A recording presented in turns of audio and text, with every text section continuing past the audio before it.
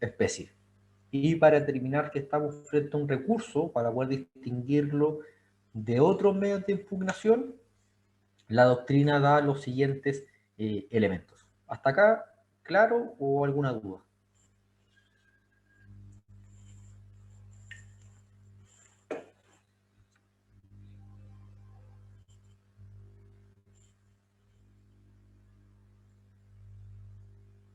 Profe, disculpe, si usted dice Diga. que el recurso era la especie, ¿verdad?, de la impugnación, Sí. el recurso siempre va a estar consagrado en la ley y los otros métodos de impugnación.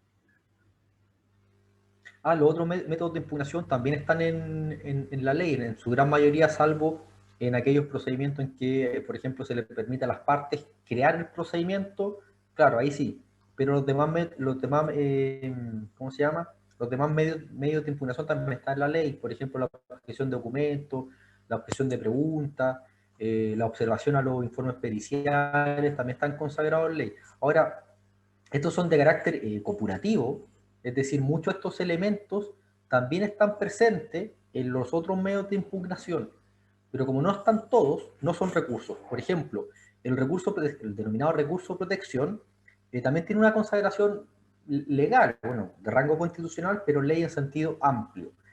También está sujeto a un plazo fatal, también exige un agravio, pero, por ejemplo, no está este requisito de que se dirige contra una resolución no ejecutoriada dentro del mismo procedimiento. De hecho, abre un procedimiento nuevo, se dirige contra actos u omisiones que pueden o no pueden ser resoluciones judiciales y obviamente no está presente el elemento de la no ejecutoriedad o no firmeza. Por ejemplo, la objeción a una pregunta en un interrogatorio está consagrado en la ley, un acto jurídico procesal de parte, porque las objeciones no las realiza el juez, las realizan las partes. Hay un agravio, obviamente, pero tampoco se dirige contra una resolución no ejecutoriada.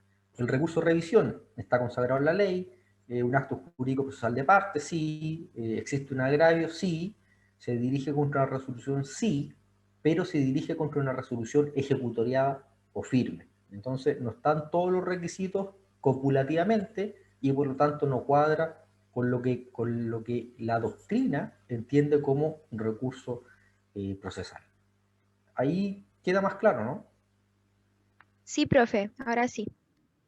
Ya, perfecto. ¿Algo más? ¿Otra duda o consulta hasta acá? Que es como la parte de teoría general de los recursos.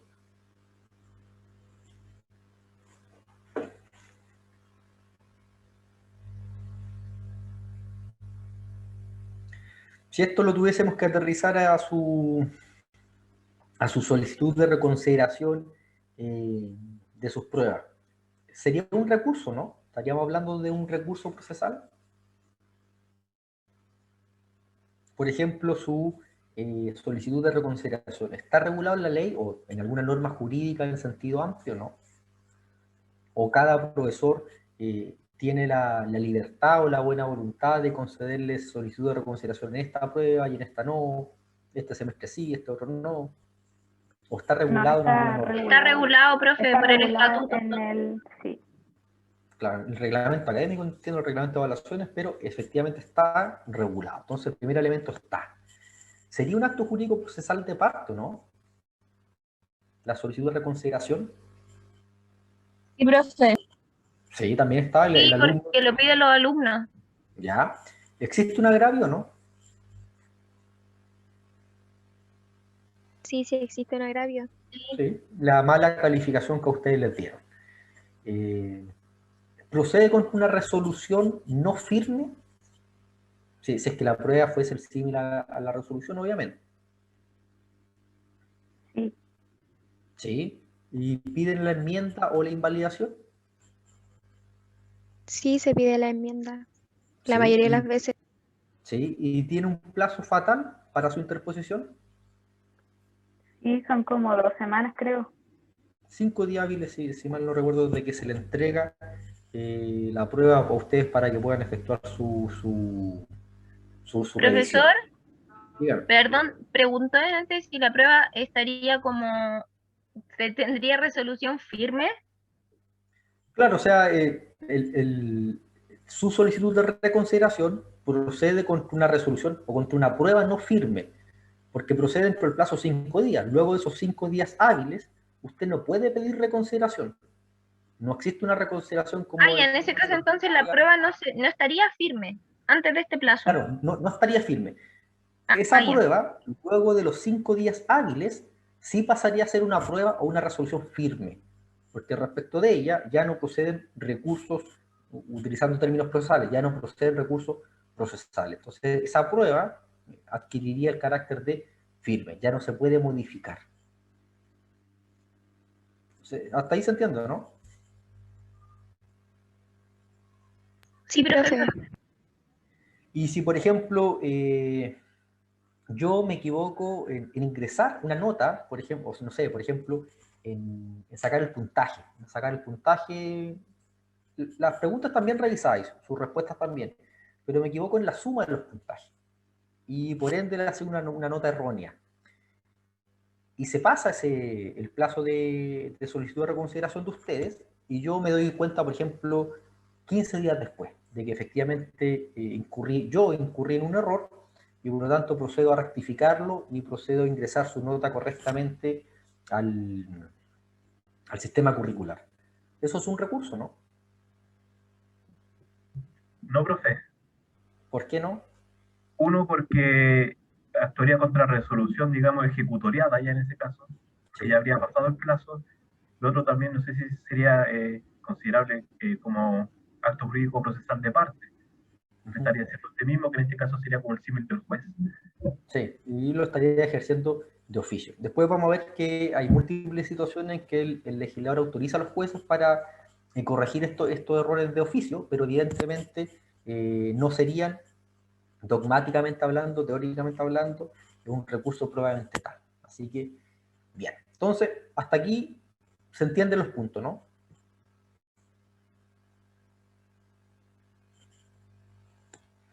Sí, profe. Ya, perfecto. Siguiente.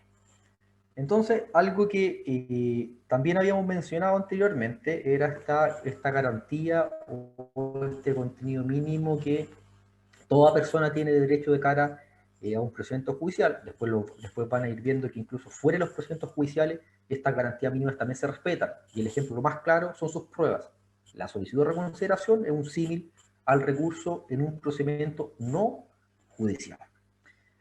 Doctrinariamente, se dice que el derecho a recurrir, el derecho al recurso, es un derecho subjetivo de los que intervienen en el proceso, o sea, de las partes, a cualquier título que intervengan y condición, para que se corrijan los errores del juez que le causan gravamen o perjuicio. Cuando se refiere a los errores del juez, obviamente se refiere a los errores que comete en los actos a través de los cuales los jueces actúan, que no son otros sino las resoluciones judiciales. En nuestro caso, sabemos que se cita como fuente de este derecho a recurrir el 19 número 3 de la Constitución Política de la República, que también sabemos que no lo regula de una forma expresa o explícita. En ningún lado habla del derecho a recurrir, ni el derecho a impugnar, ni el derecho a que las sentencias sean revisadas nuevamente, sino que se entiende que dentro de este racional y justo procedimiento va incorporado este derecho al recurso. Pero distinto es la regulación que contienen los tratados internacionales que versan sobre esta materia. Por ejemplo, aquí se cita clásicamente la Convención Americana de Derechos Humanos, que regula la Corte Interamericana de Derechos Humanos, y el Pacto Internacional de Derechos Civiles y Políticos, que esos tratados sí regulan este derecho a recurrir, o el derecho a impugnar, o el derecho a que se revisen las resoluciones judiciales. Generalmente por un tribunal superior, jerárquicamente superior e igualmente independiente e imparcial.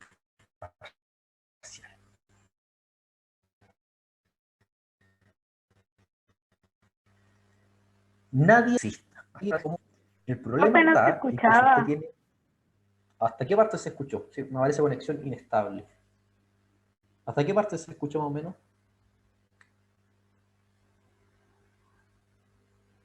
¿Aló? hasta el último artículo 14.5. Hasta ahí entendí yo. Ya, bueno, el tema era que nuestra Constitución no regula el derecho al recurso expresamente, explícitamente, pero distinto es lo que existe en materia internacional, o sea, la Convención Americana de Derechos Humanos y el Pacto Internacional de Derechos Civiles y Políticos sí regula de manera explícita o reconoce explícitamente este derecho de cualquier persona que se vea vinculado a un procedimiento judicial, el derecho a impugnar, a que se revise la resolución judicial, generalmente por un tribunal superior jerárquicamente y con las mismas garantías de independencia e imparcialidad que el primer tribunal que resolvió. En cuanto a este derecho a recurrir, lo cierto es que no hay mayor discusión, o sea, uno puede decir que todos están contestes en que es una garantía mínima este derecho a recurrir. La discusión está más bien centrada en el contenido y el alcance o la extensión de este derecho a recurrir. O sea, ¿usted puede recurrir? Sí. La pregunta es a través de qué medio puede recurrir. Algunos hablan que los tratados internacionales solamente reconocen un derecho al recurso. ¿Pero a qué recurso?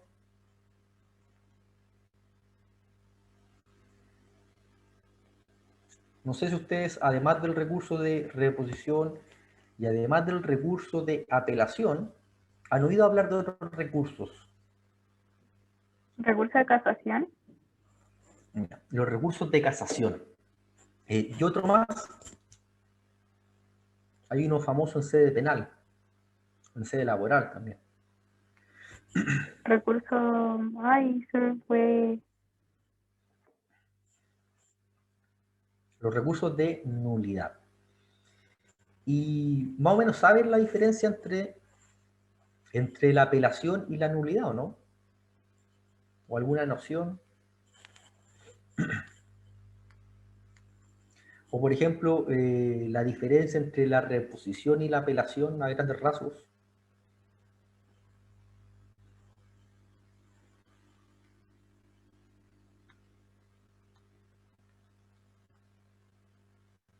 Profesor, Dígame.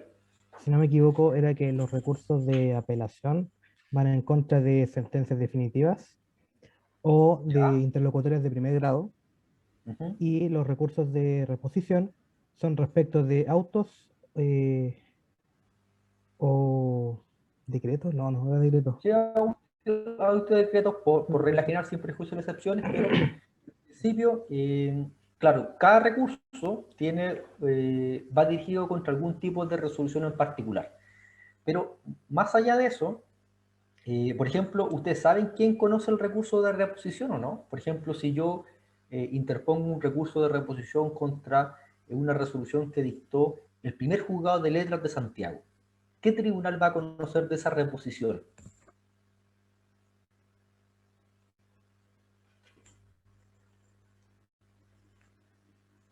El mismo, El mismo tribunal, ¿cierto? El mismo tribunal, el mismo primer juez de letras de Santiago va a conocer esa reposición y funciona como una suerte de reconsideración de la prueba de usted. Pero si yo interpongo un recurso de apelación contra una resolución que dictó el primer juez de letras de Santiago, ¿quién va a conocer y fallar esa apelación? ¿La va a fallar él mismo?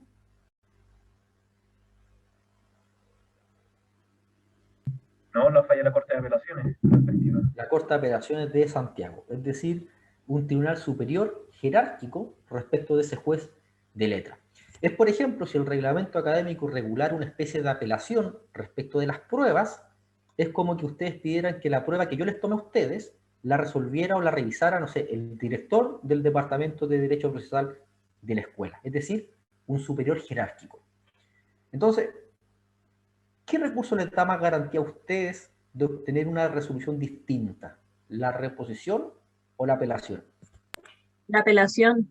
La apelación, ¿cierto? Porque al menos van a tener un criterio, una opinión de un sujeto distinto. Un juez de letra, una corte de apelaciones.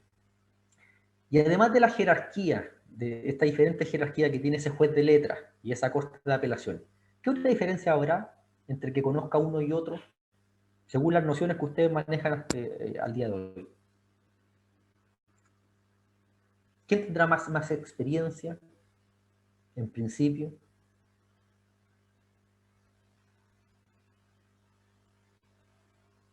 ¿El juez de letra o los ministros de la Corte? Los ministros de la Corte. Los ministros de la Corte, ¿cierto? En principio deben ser jueces con mayor trayectoria, mayor experiencia. Y hay otra diferencia en cuanto a cómo se compone o cómo ejerce jurisdicción un juez letrado, un juez de un juzgado de letra, versus los ministros de una corte de apelación, ¿o no?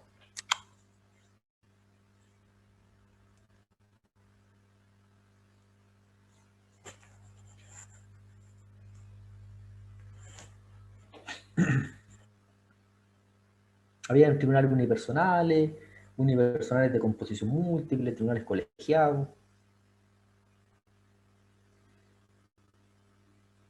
Piensen entre un examen oral de cualquier ramo y su examen de grado, su examen de licenciatura. ¿Hay alguna diferencia o no?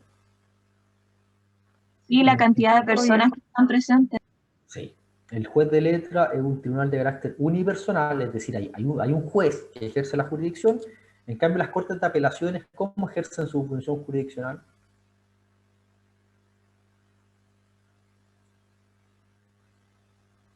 Es un tribunal colegiado, se ejerce en sala y las cortes de apelaciones la ejercen a través de 3 de sus ministros. Es decir, ¿cuál le da mayor garantía? ¿La reposición o la apelación? La apelación. Claro, entonces, les da lo mismo que el legislador puede elegir cualquier recurso, o ustedes prefieren que el Estado de Chile elija o regule el derecho al recurso con un tipo de recurso en concreto, en específico. Porque el Estado de Chile podría decir, ¿sabe qué? Yo cumplo el estándar internacional y por lo tanto a todos les voy a garantizar el derecho a reponer. Porque el estándar internacional solamente me pide asegurar el derecho a recurrir, pero no me pide asegurar el derecho a apelar. Me pide simplemente asegurar el derecho a recurrir y yo voy a configurar el recurso que yo quiera. ¿Se entiende cómo la discusión o no? Entre el derecho al recurso, a cualquier recurso, y el derecho a un recurso en concreto. ¿Se entiende o no? Profe, Sí, disculpe, ¿podría explicarlo de nuevo un poquito más resumido? Por favor. Ya, mire. La Constitución, estamos claros en que no regula el derecho al recurso, ¿cierto? No, ninguna parte habla de que nosotros tenemos como persona el derecho a impugnar una resolución judicial. Pero a través de la doctrina y la jurisprudencia, y lo que aportan los tratados internacionales, llegamos a la conclusión de que dentro del racional y justo procedimiento está el derecho a impugnar. Hasta ahí estamos claros, ¿no? El derecho a recurrir. Hasta ahí estamos ok, ¿o no? Sí, profe. Pero los tratados internacionales tampoco hablan de que usted tiene el derecho a apelar, o el derecho a recurrir de casación, o el derecho a reponer, o al derecho de recurrir de nulidad. Simplemente hablan de que usted tiene el derecho a recurrir, a interponer un recurso. ¿Cuál recurso? No sé, un recurso nomás. Entonces, yo como Estado de Chile, o como Estado de cualquier país en realidad, como soy el que crea los procedimientos y el que crea y regula los recursos, podría decir, mire, ¿sabe qué? A mí me basta para cumplir con la exigencia internacional, con el estándar internacional, asegurarle cualquier recurso. Por ejemplo, me basta regular el recurso de reposición y no consagrar la apelación, por ejemplo. Con eso yo cumplo el estándar internacional. Porque ellos dicen, o sea, este sector de la doctrina dice que lo que exige el derecho internacional es el derecho a recurrir, pero por cualquier recurso. No me interesa que ese recurso sea, por ejemplo, eficaz, íntegro y que sea conocido por un tribunal superior jerárquico. Hasta ahí se entiende, ¿no? Sí, también. Ya. Pero hay otro sector de la doctrina que dice, ¿sabe qué? No cualquier recurso cumple con el estándar internacional. Por ejemplo, una reposición a todas luces no cumple con el estándar internacional porque no lo conoce un superior jerárquico. Ni siquiera lo conoce un tribunal distinto del que resolvió, del que dictó esa resolución. La conoce el mismo tribunal. Entonces dicen que eso no cumple el estándar internacional.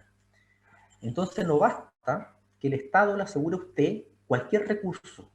Tiene que ser un recurso en concreto que sea de carácter íntegro y que principalmente lo conozca un superior jerárquico con las mismas garantías de independencia e imparcialidad que el tribunal que resolvió en una primera oportunidad.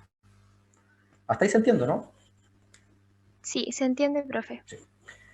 Y muchos le asignan como nombre a este recurso en concreto que el recurso que cumple esa finalidad es el recurso de apelación. No los recursos de casación, no los recursos de nulidad, sino que los recursos de apelación. Después vamos a ver por qué. Después vamos a ver como las grandes diferencias que existen entre el recurso de apelación y los recursos de nulidad. Y esta segunda postura, que hay varios profesores de esta facultad que señalan eso, dicen que es la apelación el recurso que cumple con el estándar internacional de tener acceso a un recurso de carácter amplio e íntegro. No la reposición, no las casaciones, no los recursos de nulidad. Bueno, después, de hecho, sobre todo cuando vean procesal penal, van a entender cómo a la perfección toda esta discusión que se da entre la apelación y otros tipos de recursos. Ya. También se justifica en algún sentido que, miren, a ver, como para adelantar un poco, el gran recurso en materia civil es el recurso de apelación, como nuestro recurso ordinario, nuestro recurso por excelencia en el ámbito procesal civil. ¿Alguien sabe cuál es el gran recurso en materia penal o en materia laboral?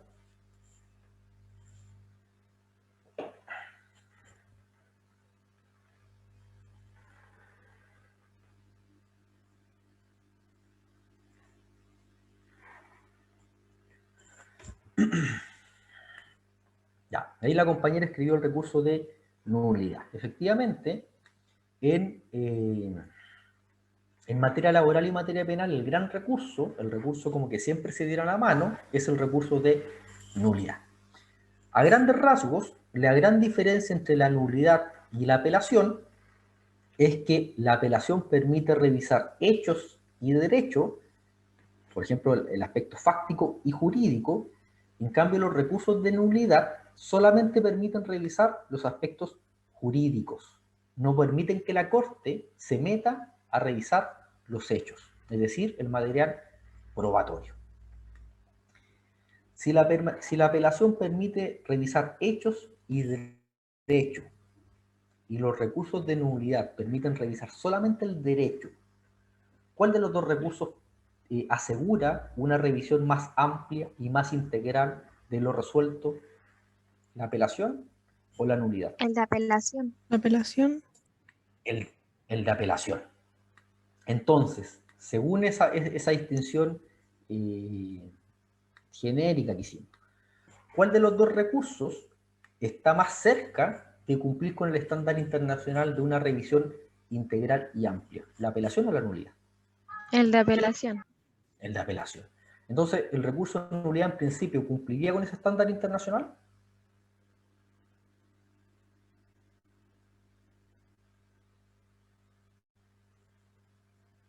Estos recursos de nulidad. Profe, pero el de nulidad no es el que revisa los hechos o es solo el de apelación. El de apelación permite la revisión de los hechos y del derecho. Los recursos de nulidad, como la nulidad penal o la nulidad laboral, e incluso los recursos de casación en materia civil, están vinculados a cuestiones jurídicas, a errores de derecho. Después vamos a ver, eso sí, que hay una excepción en que indirectamente se puede lograr modificar los hechos. Sí, hay una compañera que pregunta que si esta misma discusión se ve en materia penal y laboral. Sí. Esta discusión en cuanto al derecho al recurso o al derecho o a un recurso en concreto se ve ahí. De hecho, más adelante aparecen unas sentencias que se dictan incluso contra Chile en la Corte Interamericana, porque se lleva a Chile a la Corte por una supuesta infracción de Chile a los tratados internacionales por no cumplir este estándar del derecho al recurso. Porque en materia civil sí se asegura una revisión amplia e íntegra a través del recurso de apelación. pero en materia penal y laboral no. Ahí el recurso por excelencia es el recurso de nulidad, y en principio solamente se permite revisar el aspecto jurídico. Entonces no es una revisión integral y amplia, porque no se puede revisar todo, sino que simplemente vicios de carácter jurídico. ¿Cómo justifican esta restricción?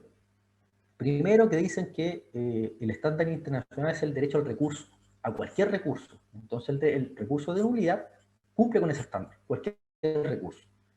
Y segundo, porque dicen que este ámbito de revisión, que lo daría el Tribunal Superior, la Corte de Apelación, la Corte Suprema, el que sea, en realidad, por ejemplo, en sede penal se compensa con otras medidas. Por ejemplo, ¿cómo se componen los tribunales de juicio oral en lo penal? Son un juez, Colegiado. 2 jueces, son colegiados. Entonces ellos dicen, mire, nosotros trajimos el carácter colegiado de la Corte de Apelaciones, lo trajimos directamente al Tribunal de Juicio Oral en lo penal. Entonces estamos de alguna manera compensando este mayor control, esta menor posibilidad de error que le otorgaban 3 jueces en la Corte de Apelaciones. Ahora nosotros lo tenemos aquí, en el propio Tribunal de Juicio Oral en lo penal. Entonces no se justifica un grado de revisión tan amplia como la apelación. Porque aquí en materia penal la posibilidad de error es menor. No es un juez, son 3 jueces. Ahí se entiende, ¿no?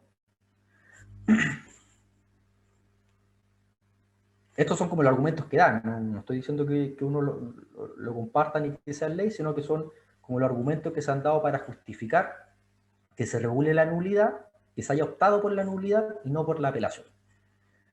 Después dicen, es que mire, sabe aquí los procedimientos no son escritos.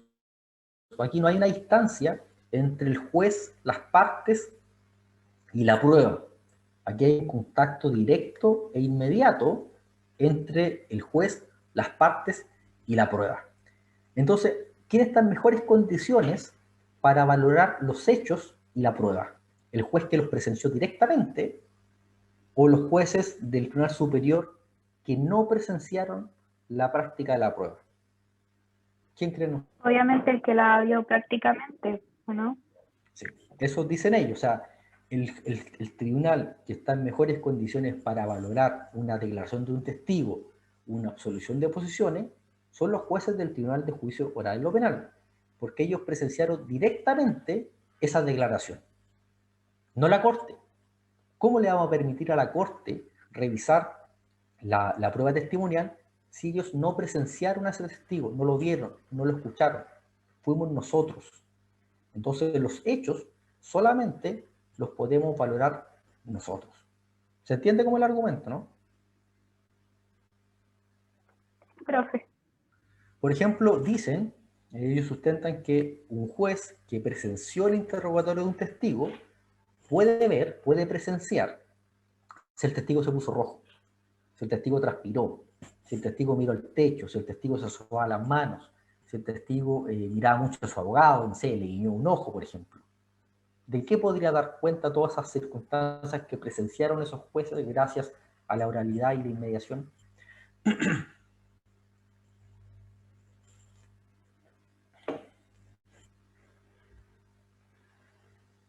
Si ustedes ven a alguien, no sé, conversan con ellos y notan que se está poniendo rojo, que o que está transpirando, o que está mirando ¿Está al techo. mintiendo o no? Sí, que está mintiendo o no. Ahora, ¿eso está probado científicamente? ¿Que las personas que se ponen rojos mienten? ¿O que las personas que transpiran mienten? No, profe, pero uno podría tener como ciertas apreciaciones de lo que estaba sucediendo, porque es diferente a una prueba escrita donde puede ser muy bien pensado lo que se está diciendo, a diferencia de ver lo que alguien lo cuente. Pero ojo, después vamos a llegar a todo eso, pero esos son los argumentos que dan. Ahora, una persona puede transpirar en un tribunal, un testigo puede transpirar en un tribunal simplemente porque es la primera vez en su vida que está en un tribunal. Es la primera vez en su vida que lo interrogan. Es la primera vez en su vida que está en presencia de un juez, de una autoridad. Entonces, no es necesariamente porque mienta, o sea, pueden haber múltiples factores que hagan que esa persona se ponga rojo por vergüenza, que esa persona transpire, se sube las manos, etc. Y hoy en día, en el siglo XXI, no existirá una posibilidad de que los ministros de la Corte vuelvan a escuchar ese interrogatorio, ¿no? Y vean a ese testigo. ¿O estamos tan atrasados que esas posibilidades son inviables?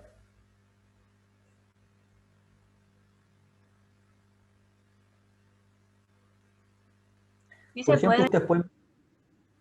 ¿Cómo se podría? Si hay una grabación del testimonio o volver a citar al testigo también podría ser. La posibilidad de volver a citarlo ya se complica porque más que una revisión sería como una reiteración del juicio y después vamos a ver esas diferencias. Pero perfectamente la declaración podría ser grabada en un medio audiovisual y perfectamente la Corte podría apreciar todo lo que apreció el tribunal del grado inferior. Podría escuchar el tono de voz, podría ver la transpiración, el color de piel. Y si es que esas cosas realmente tienen algún significado o algún valor o alguna trascendencia. Porque en principio no. Yo me suelo poner rojo y no por eso miento. Pero bueno, esos son al menos algunos de los argumentos que da el sector de la doctrina que dice que el recurso de nulidad sí permitiría este derecho a una revisión integral y amplia. Versus el otro sector que postula que en realidad solamente el recurso de apelación permite esta revisión de carácter amplia porque permite la revisión de lo fáctico y lo jurídico. Ahora, ojo, el recurso de apelación uno le podía poner el nombre que quisiera, siempre y cuando permitiera revisar lo fáctico y lo jurídico. Me explico. El Estado de Chile perfectamente podría regular un recurso que se denomine recurso de nulidad civil, pero si el recurso permite revisar hechos y derechos, no hay ningún problema. ¿Se entiende? No es una cuestión de nombre, es una cuestión de lo que el recurso permite o no permite revisar. Por ejemplo, el recurso de nulidad o los recursos de casación son también recursos de nulidad. ¿Se entiende, no? No es una cuestión de cómo se los denomine, sino que es una cuestión de qué permita revisar ese recurso en concreto. Ahí se capta más o menos, ¿no?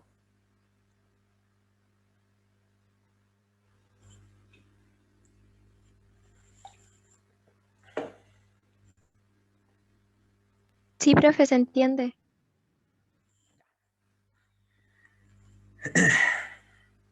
Por ejemplo, hay dos sentencias que siempre se citan mucho de la Corte Interamericana.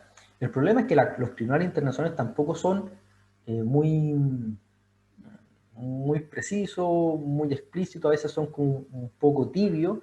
Y, por ejemplo, en un caso típico que se cita, es del caso Herrera Ulloa contra Costa Rica, la Corte Interamericana dijo que el estándar internacional se cumplía con la regulación de un recurso ordinario eficaz y que permite un examen integral. No le dio nombre, obviamente no dice si es apelación u otro recurso, pero da a entender que el Estado, a través del recurso que quiera, cumple con el estándar, siempre y cuando ese recurso se llame nulidad, casación, queja, revisión, como quieran, sea un recurso de carácter ordinario, eficaz e integral. Tampoco dice que es integral, pero la doctrina entiende que integral es revisar los hechos y el derecho.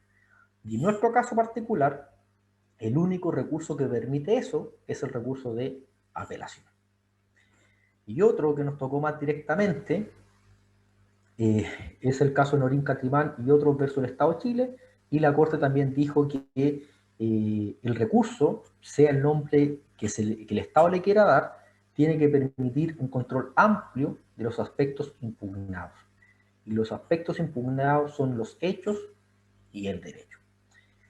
Y más allá de eso, que dice relación con el diseño legislativo, es decir, cómo el legislador regula o crea ese recurso, le dio una especie de tirón de oreja al Estado de Chile, diciendo que la obligación de los Estados no se agotaba en crear un recurso amplio, sino que también se extendía a que los tribunales tenían que darle una aplicación suficiente para cumplir con ese objetivo. ¿Por qué? Porque ¿qué pasaba? Que en Chile las cortes eran excesivamente formalistas a la hora de declarar admisibles y acoger recursos de nulidad. Es decir, utilizaban cualquier argumento de carácter formal para declarar inadmisible un recurso. No sé, porque el tipo de hoja no le gustó, no, este recurso es de carácter inadmisible. no, es que usted dijo resolución de, no sé, de 15 de febrero y la resolución era el 14, no, este recurso es de carácter inadmisible.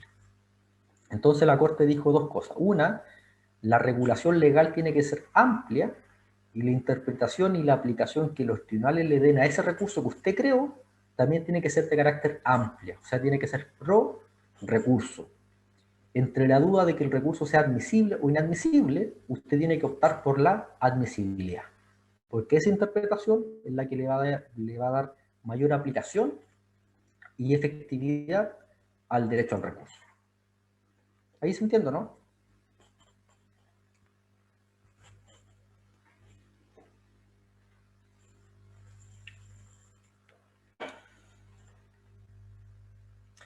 No se preocupen tanto porque después, cuando veamos cada recurso en particular, yo creo que recién ahí van a entender un poco la discusión del derecho al recurso y si es un recurso de carácter amplio o un recurso de carácter restringido.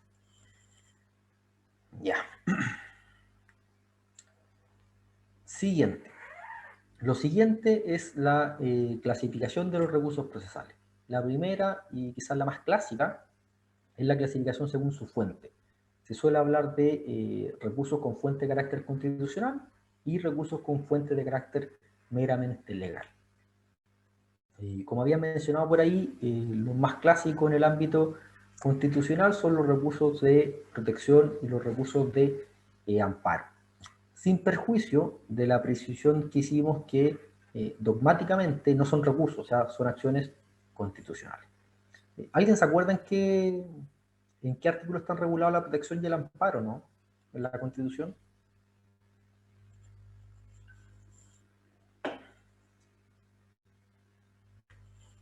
Sí, hay un compañero que dijo el 20 y el 21. Efectivamente están en el 20 y el 21 de la Constitución, sin perjuicio que los procedimientos a los cuales se someten están regulados en autos acordados de la Corte Suprema.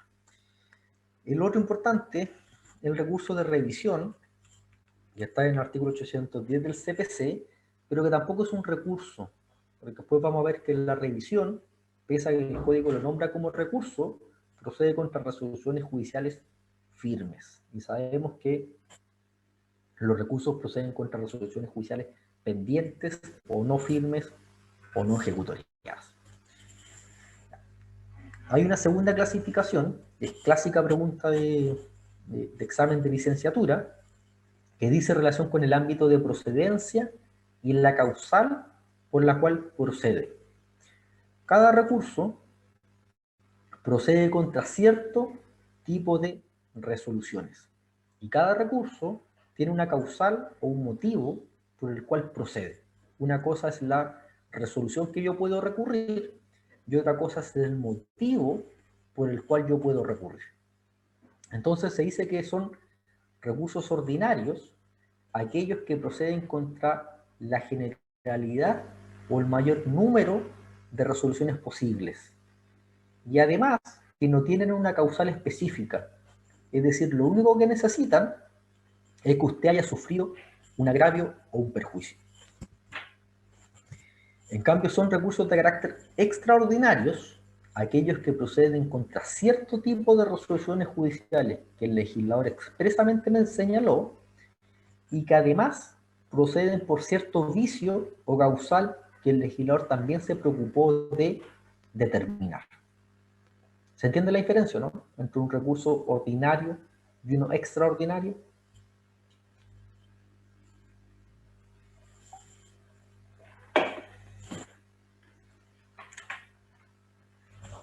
Profe, ¿podría repetirlo, por favor?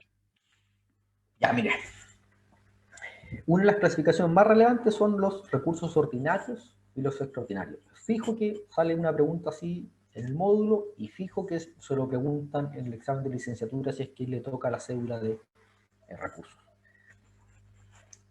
Cuando se habla del ámbito de procedencia, dice relación cuál es el tipo de resolución que se puede recurrir. Y cuando se habla de la causal, se refiere a cuál es el motivo por el cual usted puede recurrir. Los recursos que son ordinarios son aquellos que proceden contra el mayor número o la mayor cantidad o el mayor tipo de resoluciones judiciales. Por ejemplo, proceden contra todas las sentencias definitivas, contra la interlocutoria, contra el auto y los decretos sin mayor traba. Y no tienen una causal específica. O sea, basta que usted haya sufrido un agravio, un daño o un perjuicio producto de esa resolución judicial. En cambio, los recursos que son de carácter extraordinarios proceden solamente contra las resoluciones judiciales que el legislador expresamente señaló y por la causal y motivo que el legislador expresamente señaló. Miren, tienen sus códigos a mano, ¿no? Papel, PDF o a fácil disposición.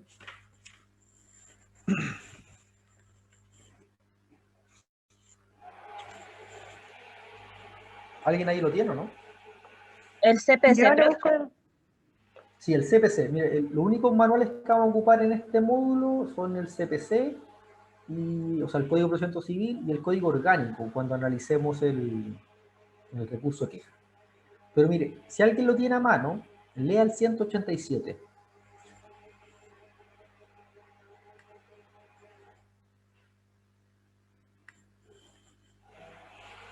Yo lo tengo. Son apelables todas las sentencias definitivas y las interlocutorias de primera instancia, salvo en los casos en que la ley deniegue expresamente este recurso.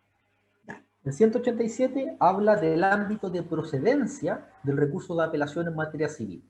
Es decir, qué resoluciones son susceptibles de ser apeladas. Y dice que son apelables todas las sentencias definitivas y las interlocutorias de primera instancia, salvo los casos en que la ley la deniegue expresamente. Según esto, el recurso de apelación sería un recurso ordinario o extraordinario. Ordinario. ¿Cómo? Ordinario.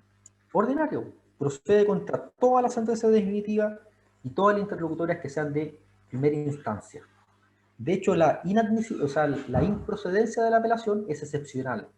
La improcedencia tiene que estar establecida expresamente por ley. Entonces, en principio, la apelación sería un recurso de carácter ordinario. En cambio,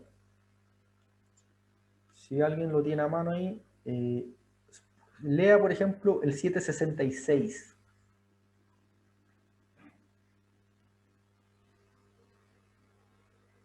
El 766. No, el 767 mejor. Lean el 767. Que se refiere al recurso de casación en el fondo. El recurso de casación en el fondo tiene lugar contra sentencias definitivas inapelables y contra sentencias interlocutorias inapelables, cuando ponen término al juicio o hacen imposible su continuación, dictadas por cortes de apelaciones o por un tribunal arbitral de segunda instancia constituido por árbitros de derecho en los casos en que estos árbitros hayan conocido de negocios de la competencia de dichas cortes, siempre que se hayan pronunciado. Hasta ahí no va. Por ejemplo, el recurso de casación en el fondo y la apelación tienen en común en que ambos proceden contra sentencias definitivas, ¿cierto? Ambos artículos, el 187 y el 767, mencionan las sentencias definitivas, ¿o no?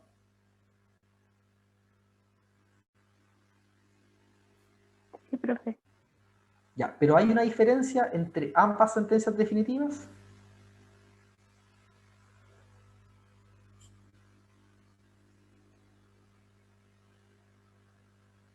Que este es de segunda instancia, aparte, ¿eso podría ser igual una diferencia? Sí, tienen que ser dictadas por cortes de apelaciones o por tribunal de segunda instancia, y además dice que son sentencias definitivas inapelables.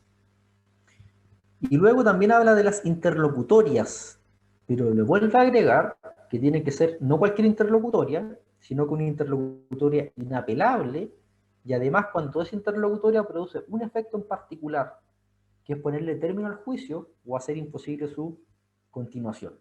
Entonces no procede contra cualquier definitiva y contra cualquier interlocutoria, sino que solamente contra las definitivas e interlocutorias que el código indica.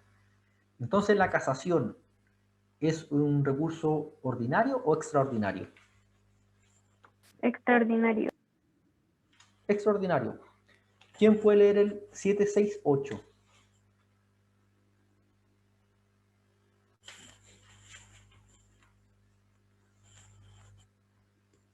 Yo, profe, yo puedo.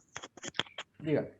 Artículo 768. El recurso de casación en la forma ha de fundarse precisamente en alguna de las causas siguientes. 1. En haber sido la sentencia pronunciada por un tribunal incompetente o integrado en contravención a lo dispuesto por la... 2. En haber sido pronunciada por un juez o con la concurrencia de un juez legalmente implicado o cuya recusación esté pendiente o haya sido declarada por tribunal competente. 3. En haber sido acordada en los tribunales colegiados por menor número de votos o pronunciada por menor número de jueces que el requerido por la ley o con la concurrencia de los jueces que no asistieron a la vista de la causa y viceversa. ¿Sigo? Sí. 4. En haber sido dada ultra petita, esto es, otorgando más de lo pedido por las partes o extendiéndola a puntos no sometidos a la decisión del tribunal sin perjuicio de la facultad que éste tenga para fallar de oficio en los casos determinados por la ley. Ahora lea Sí. solamente la novena, la última. Ya. En haberse faltado a algún trámite o diligencia declarados esenciales por la ley o a cualquier otro requisito por cuyo defecto las leyes provengan expresamente que hay nulidad. Ya. El 768 lo que hace es regular las causales del recurso de casación en la forma. Es decir, usted, aunque haya sufrido un agravio por la resolución judicial, no puede recurrir de casación si es que no existe alguno de los vicios o causales que menciona el 768. En cambio, lea si puede el 186, que se refiere al recurso de apelación.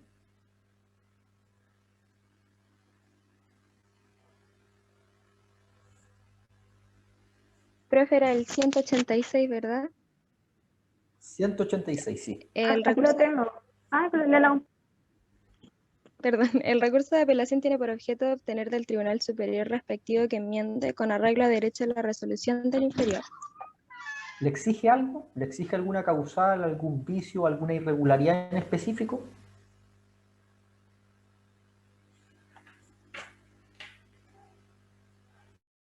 No, No, no exige absolutamente nada. Lo único que le basta es el agravio, que usted se sienta perjudicada, agraviada o dañada por esa resolución judicial, pero no tiene una causal. Entonces son ordinarios los recursos que proceden contra el mayor número de resoluciones judiciales, por ejemplo el recurso de apelación, que procede contra definitivas e interlocutorias de primera instancia, sin ningún apellido, es decir, no exige que sean interlocutorias dictadas por X tribunal, no exige que sean interlocutorias que le pongan el juicio, lo mismo que respecto a la sentencia definitiva, salvo obviamente que sean de primera instancia, versus los recursos de casación que proceden contra ciertas sentencias definitivas y ciertas sentencias interlocutorias. También los ordinarios proceden sin causal alguna. Lo único que exigen es el agravio. Por ejemplo, la apelación y la reposición no exigen un motivo o una causal para poder deducirse. En cambio, los recursos de casación o los recursos de nulidad en materia penal y en materia laboral tienen un listado de causales o motivos por los cuales puede proceder. No basta el mero agravio o el mero perjuicio. Ahí se entiende, ¿no? En la diferencia entre un recurso ordinario y un recurso extraordinario. sí, profe, se entiende. Ya, por ejemplo, la reconsideración de ustedes, ¿sería ordinario o sería extraordinario? ¿Y por qué?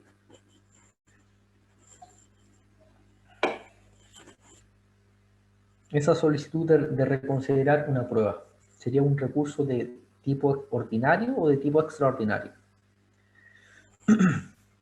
Ordinario. Del ¿Por tipo qué? ordinario, ¿Por qué sería ordinario? porque hay un agravio de por medio. O sea, porque solamente exige un agravio. O sea, solamente exige que usted no esté conforme con su calificación. Basta eso. No le pide que el error sea, por ejemplo, de tipo numérico, que sea, no sé, de tipo ortográfico. No le pide una causal o motivo específico para pedir la reconsideración. Basta que usted se sienta agraviada. Y procede contra todo tipo de prueba o contra ciertas pruebas de ciertas materias, en ciertas fechas, etc. Contra todas, no hay excepción como el extraordinario. Contra todo tipo de evaluaciones, no hay algún tipo de excepción, o sea, procede contra un gran número de evaluaciones. En cambio, por ejemplo, el examen de licenciatura tiene su propio medio de impugnación. Entonces, ese sí podría ser calificado como un medio como un recurso, entre comillas, de carácter ordinario. Pero no la reconsideración que ustedes tienen respecto a todas las demás evaluaciones de carácter parcial a lo largo de su carrera. Entre estos dos recursos, los recursos ordinarios y los extraordinarios, ¿cuál estaría más cerca del estándar internacional? Lo ordinario. Lo ordinario. Bien. Independiente de cómo se llamen, lo importante es cómo se regulan y cómo se aplican en la práctica. Ya. Y la otra clasificación, que también algo habíamos alcanzado a mencionar, dice relación con la finalidad que tiene cada recurso. Hay ciertos recursos que persiguen la enmienda de una resolución, como el recurso de apelación, que busca enmendar con forma de derecho una resolución judicial, y hay otros que buscan su nulidad. Por ejemplo, los recursos de casación y los recursos de nulidad penal y nulidad laboral. Ellos no buscan arreglar una resolución, buscan invalidarla, dejarla sin efecto y que luego se dicte una nueva resolución con forma de derecho. También se dice que hay otros tipos de recursos que tienen otras finalidades distintas. Por ejemplo, se habla que hay ciertos recursos que tienen finalidades de carácter disciplinarias, es decir, sancionar a un juez por faltas de carácter disciplinarias. No sé si alguien se acuerda de haber escuchado algún recurso disciplinario en procesal orgánico.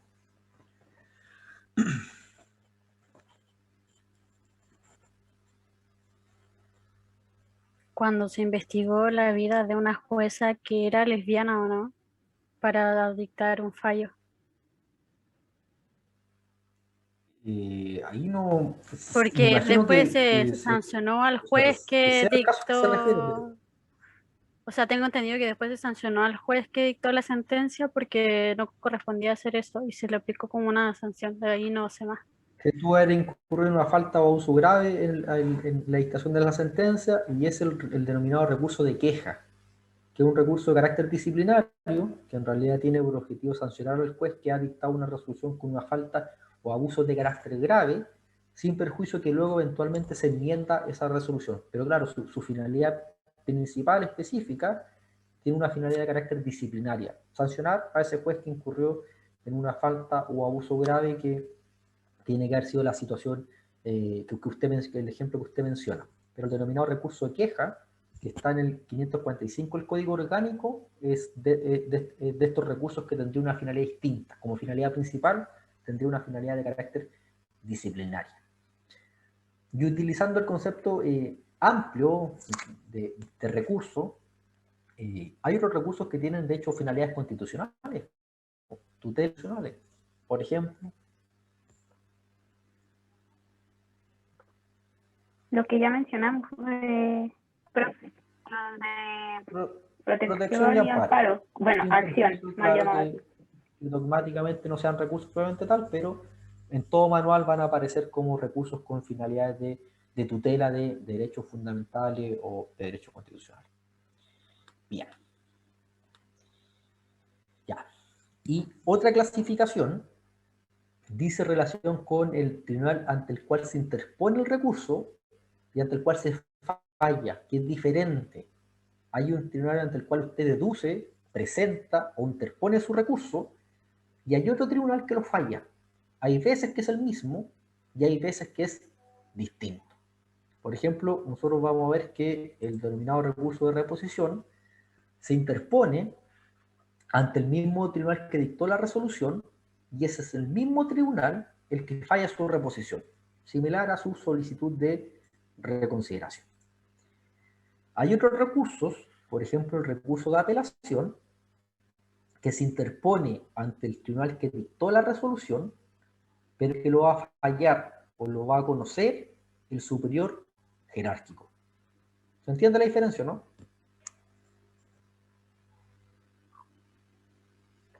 Sí, profe. Y la última, que también es quizás de las más relevantes, dice relación con el efecto que producen los recursos cuando estos se interponen. Generalmente se hablan de dos efectos, del efecto devolutivo y del efecto suspensivo, que imagino que en algún momento lo tendrán que haber oído. Se dice que, bueno, el primer efecto es el devolutivo y el no devolutivo. Se dice que un recurso no produce efecto devolutivo cuando ese recurso lo conoce el mismo tribunal que dictó esa resolución. Por ejemplo, usted usa un recurso de reposición, esa reposición la conoce y la falla el mismo tribunal que dictó esa resolución, y ese recurso produce un efecto no devolutivo. Lo conoce y lo falla el mismo tribunal que dictó la resolución. En cambio, el efecto devolutivo produce la consecuencia o el efecto de que el recurso lo va a conocer y lo va a fallar el Tribunal Superior Jerárquico del que dictó esa resolución. Por ejemplo, la apelación. La resolución la dicta el segundo juzgado de letras de Santiago. Ustedes interponen un recurso de apelación, pero esa apelación no la va a conocer el segundo juzgado de letras de Santiago, sino que la va a conocer la Ilustrísima Corte de Apelaciones de Santiago. Se produce el efecto devolutivo y ese recurso lo conoce y lo falla su superior jerárquico. Si la sentencia hubiese sido dictada por, no sé, la Corte de Apelaciones de Santiago en primera instancia, por ejemplo, conociendo de un recurso de protección, y esa sentencia es apelable, y ustedes la apelan, ¿quién debería conocer ese recurso de apelación de esa sentencia dictada por la Corte de Apelaciones de Santiago? La Corte Suprema. La Corte Suprema. La Corte Suprema es su tribunal superior jerárquico y por el efecto devolutivo que produce el recurso de apelación, lo tiene que conocer y fallar el superior. Así como ejemplo, el recurso de reposición o la denominada aclaración, rectificación o enmienda serían recursos que no producen este efecto devolutivo. En cambio, la apelación, las casaciones y los recursos de nulidad serían recursos que sí producen este efecto devolutivo, que hace que lo conozca el superior jerárquico. ¿Se acuerdan de la regla del grado de la jerarquía, no? Cuando vieron las reglas de competencia, las reglas generales de la competencia.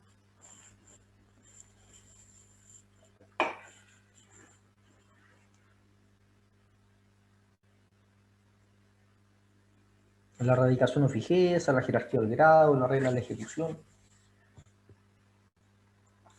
Sí, profe, que por ejemplo dentro de las reglas de competencia, en lo que es la jerarquía del tribunal, el que conoce el negocio es el mismo que se supone que tiene que después fallar y todo eso.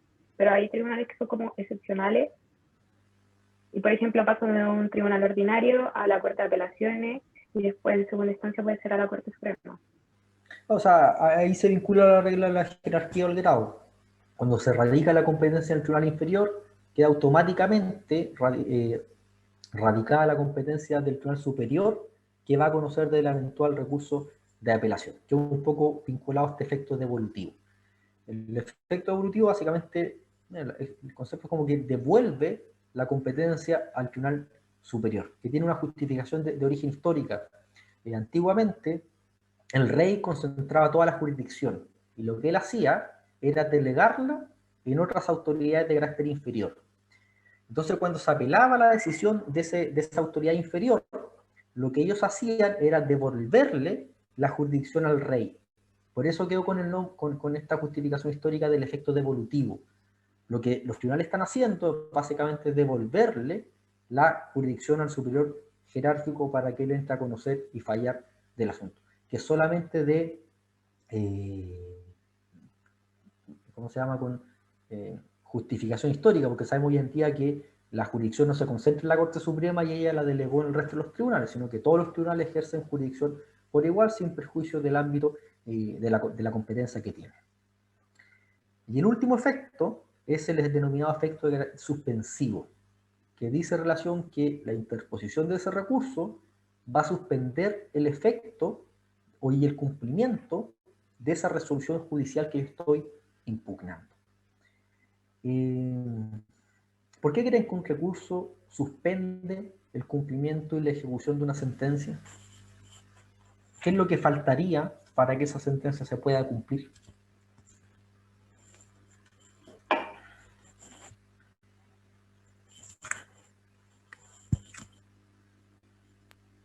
Profe, ¿que te firme ejecutoriada? Sí. Según el 174, si hay una sentencia que se impugnó y por lo tanto hay un recurso pendiente de resolución, esa sentencia no está firme.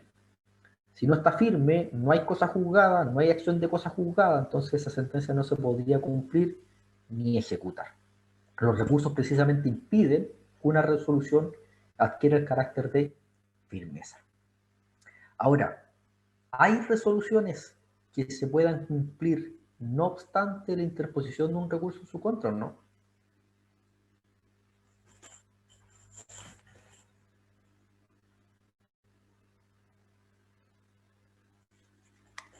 ¿Recuerdan una clasificación de resolución que no está en el 158 y que es una creación como doctrinaria de ciertas resoluciones judiciales que se pueden cumplir no obstante la interposición de recursos en su contra?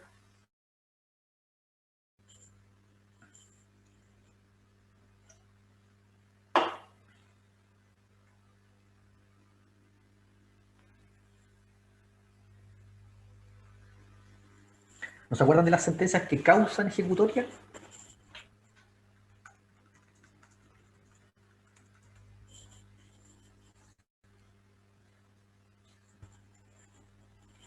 Ya, no problema, igual las vamos a arreglar después. Ya, lo último para ir concluyendo y dejarles el taller. Hasta acá, ¿tienen dudas sobre la clasificación de los recursos?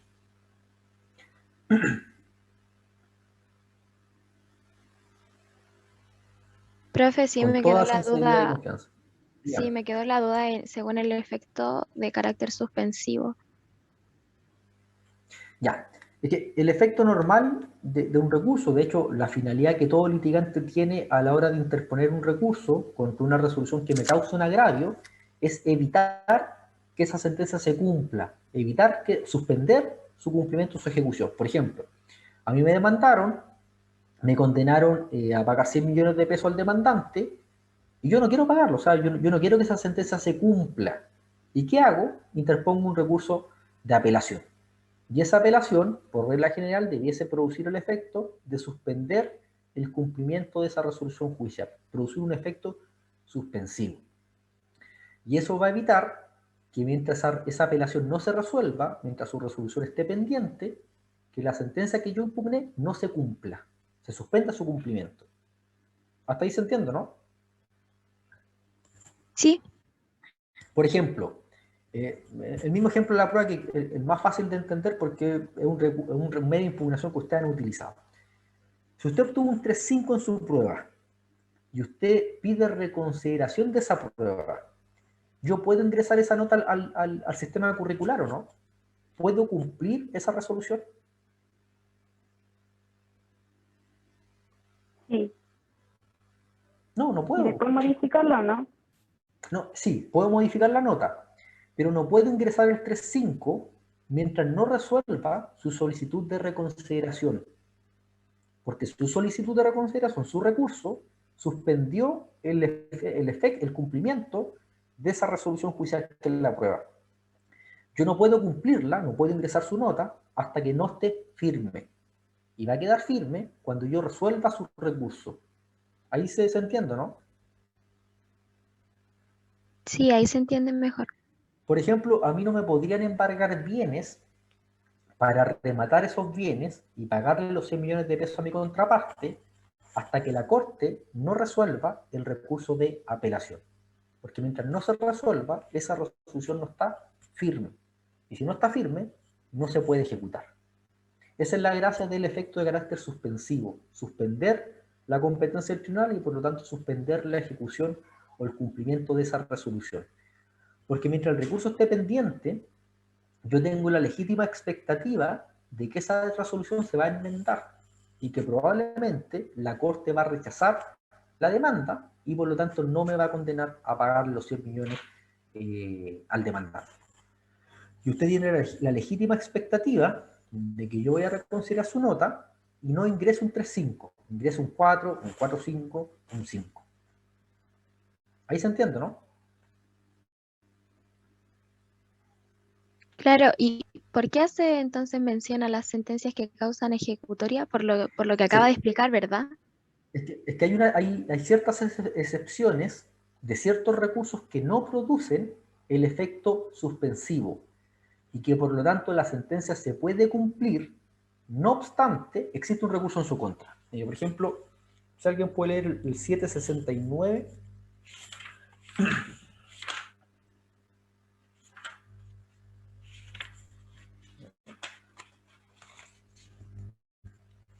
No, el 7...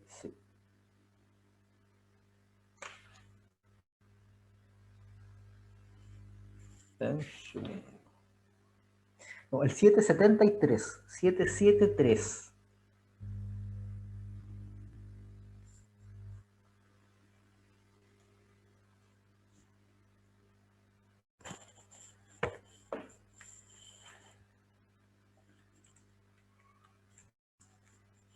Ya, profe, yo lo leo. El 773, ¿verdad? Por Ya. favor. El recurso Sí. de casación no suspende la ejecución de la sentencia, salvo cuando su cumplimiento haga imposible llevar a efecto la que se dicte si se acoge el recurso, como sería si se tratare de una sentencia que declare la nulidad de un matrimonio o permita el de un menor. Los recursos de casación son clásicos ejemplos de recursos que en principio no producen un efecto suspensivo. Es decir, la sentencia que usted está impugnando de casación se puede ejecutar, se puede mandar a cumplir aún mientras esté pendiente su recurso de casación, porque en principio no lo suspende. Es decir, yo me podría haber expuesto a que durante la tramitación del recurso de casación que yo interpuse tenga que pagar los 100 millones de pesos a la contraparte, porque piensan que un recurso puede pasar meses o años en la corte antes que se resuelva. Entonces eso le da tiempo suficiente a mi contraparte para exigir el cumplimiento, para embargarme bien y para rematar los bienes, pese a que el recurso está pendiente de resolución.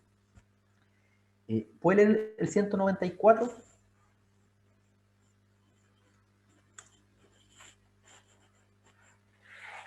El 194 se refiere a la apelación. Sí, profe, lo El leo. 193 y el 194 mejor, por favor. Ya, artículo 193. Cuando se otorga simplemente apelación sin limitar sus efectos, se entenderá que comprende el devolutivo y el suspensivo. Artículo 194.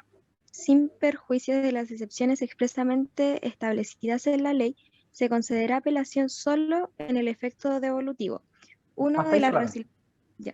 O sea, lo que quiere decir es que el recurso de apelación en principio comprende, o sea, siempre comprende el efecto devolutivo, por lo tanto, siempre lo va a conocer un superior jerárquico, y también en principio comprende el suspensivo, es decir, esa sentencia que usted apeló no se puede cumplir hasta que su apelación sea resuelta. Pero el 194 regula una excepción que dice que en estos casos que enumera, la apelación se va a conceder solo en el efecto devolutivo.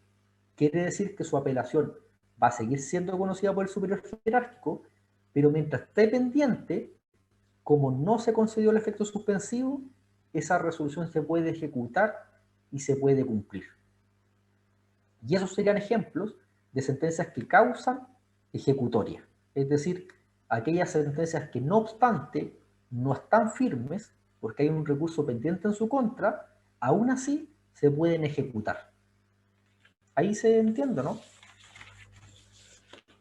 Sí, profe, se entiende mucho mejor. Perfecto. Ya. ¿Otras consultas o dudas sobre clasificación de los recursos? Bien, igual quédense tranquilos porque cada una de estas características o clasificaciones después se tienen que analizar respecto de cada recurso, es decir, se ve el efecto devolutivo y suspensivo respecto a la reposición, apelación, casación forma, fondo, queja, revisión, etc. Esto es solamente el panorama general del sistema recursivo, así que, por si acaso. ¿Alguna otra duda o consulta?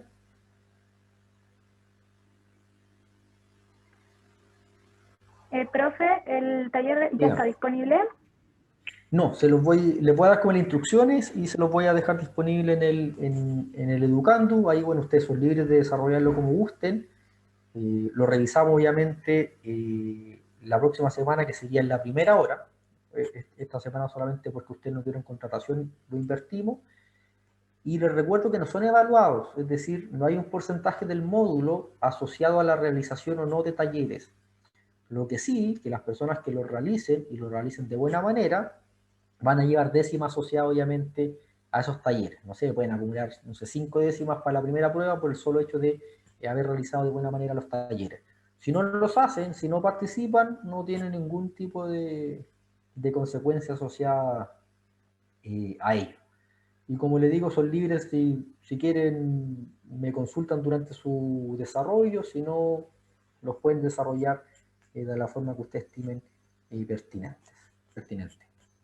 Pero se los voy a dejar ahora concluida la sesión en Educando. Ahí, bueno, un compañero me pregunta que si se envían por correo. En realidad sí, porque tengo que tener el registro de las personas que lo hicieron, poder ver si están medianamente buenos para poder ir asignando décimas. Así que sí, se me enviarían por correo. Ahora, lo pueden enviar durante la semana o lo envían después de que lo revisemos en clase. La gracia es poder ir a ayudarlo. Como digo, hay una compañera que me pregunta cuándo se entrega. Lo pueden hacer hasta las 00 del martes siguiente. O sea, podrían esperar como la retroalimentación del taller y luego de eso enviarlo sin problema al correo electrónico.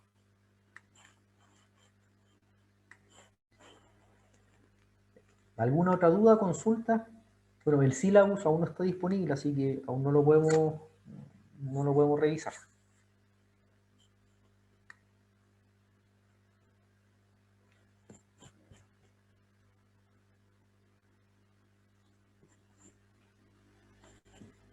¿Nada más?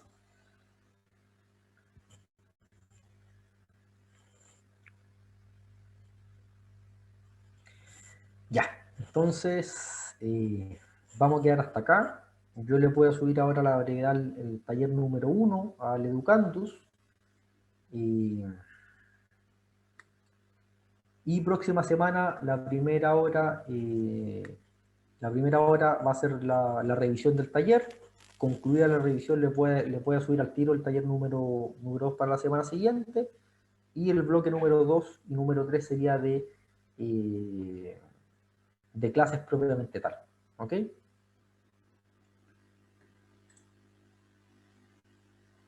Ok, profe, gracias. Ya, nos vemos, que estén súper bien. Gracias.